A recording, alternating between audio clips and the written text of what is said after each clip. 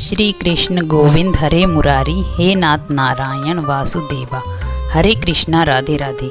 ज्येष्ठ शुक्ला निर्जला एकादशी। वर्ष में आने वाली सभी एकादशियों में निर्जला एकादशी सबसे बड़ी मानी जाती है। ज्येष्ठ मास के शुक्ल पक्ष की एकादशी को निर्जला एकादशी कहा जाता है। इसे भीमसेनी या पांडव एकादशी भी कहा जाता है। इस दिन भगवान श्री हरि विष्णु की विधि विधान से पूजा की जाती है। निर्जला एकादशी, जैसा कि नाम से ही पता चलता है, इस एकादशी में जल का सेवन भी नहीं किया जाता।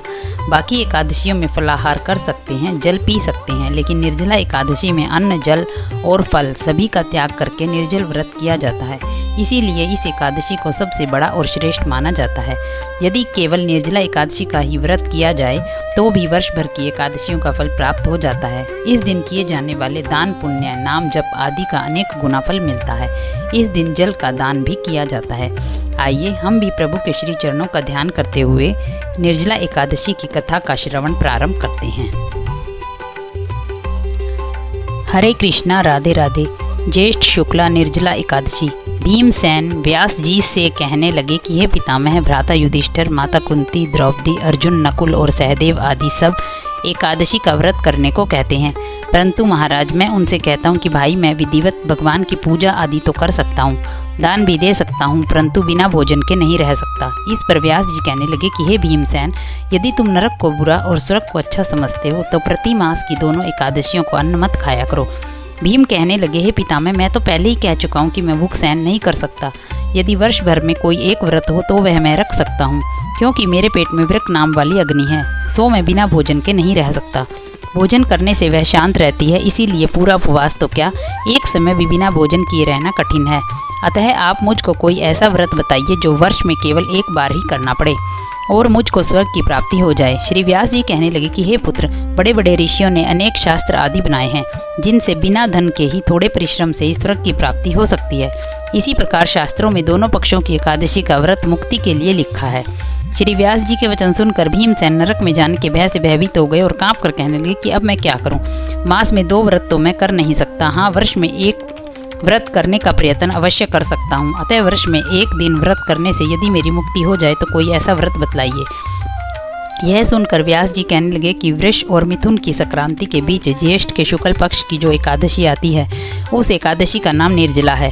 तुम उस एकादशी का व्रत करो। इस एकादशी के व्रत में स्नान और आचमन के सिवा जल वर्जित है। आचमन में 6 माह से जल से अधिक नहीं होना चाहिए, अन्यथा वह मद्यपान के सदृश हो जाता है। इस दिन भोजन आदि नहीं करना चाहिए, क्योंकि भोजन करने से व्रत नष्ट हो जाता है। यदि एकादशी को सूर्योदय से लेकर द्वादशी को सूर्योदय तक जल ग्रहण न करें तो उसे सारी एकादशियों के व्रत का फल प्राप्त होता है। द्वादशी को सूर्योदय से पहले उठकर स्नान आदि करके ब्राह्मणों को दान आदि देना चाहिए। इसके पश्चात भूखे और सत्पात्र ब्राह्मण को भोजन कराकर फिर आप भी भोजन कर लेना चाहिए। इसका फल 1 वर्ष की संपूर्ण एकादशियों के फल के बराबर होता है। व्यास जी कहने लगे कि हे भीमसेन, यह मुझको स्वयं भगवान ने बतलाया है।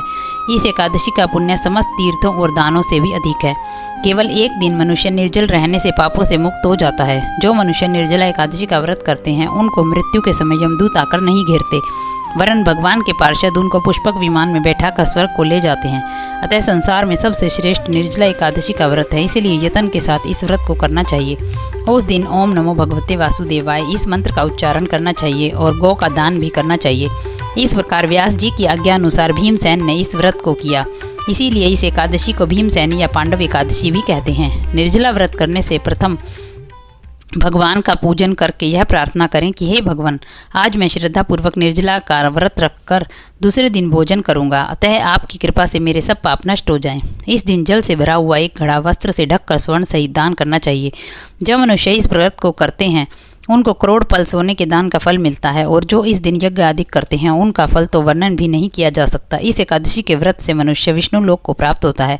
जो मनुष्य इस दिन अन्न खाते हैं वे चांडाल के समान हैं, वे अंत में नरक में जाते हैं। जिन्होंने निर्जला एकादशी का व्रत किया है वह चाहे ब्रह्म हत्यारे हों, मद्यपान करते हों, चोरी करते हों या गुरु के साथ द्वेष करने वाले हों, मगर इस व्रत के करने से सब स्वर्ग में जाते हैं। हे कुंती पुत्र, जो पुरुष या स्त्री श्रद्धापूर्वक इस व्रत को करते हैं उनको निम्नलिखित कर्म करने चाहिए। प्रथम भगवान का पूजन, फिर गोदान, ब्राह्मणों को मिष्ठान व दक्षिणा देनी चाहिए तथा जल से भरे कलश का दान अवश्य करना चाहिए। निर्जला के दिन अन्न, वस्त्र, पात्र, उपाहन, जूती आदि का दान भी करना चाहिए। जो मनुष्य भक्तिपूर्वक इस कथा को पढ़ते हैं या सुनते हैं उनको निश्चय ही स्वर्ग की प्राप्ति होती है। बोलो विष्णु भगवान की जय। इस दिन आम अर्थात कैरी का सागार लेना चाहिए। दूध, आम और उनसे बने पदार्थ व अन्य फल ले सकते हैं।